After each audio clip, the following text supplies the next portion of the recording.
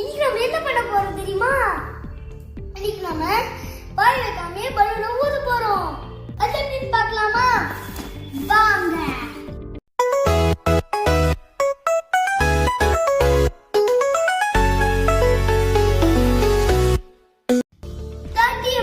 வாட்டரை இந்த ஃப்ளாஸ்க்ல ஊத்தணும்.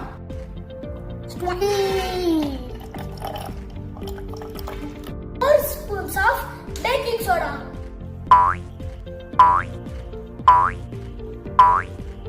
இந்த ஸ்டிக்கால இத நம்ம கலக்க போறோம்.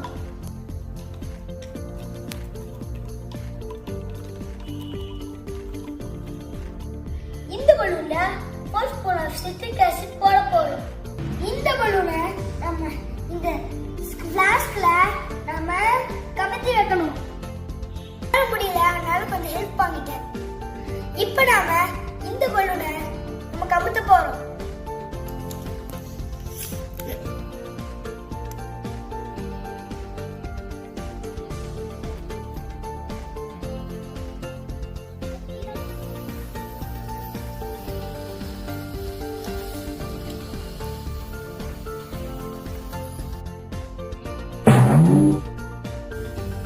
பலூன் பறந்து போயிடுச்சு.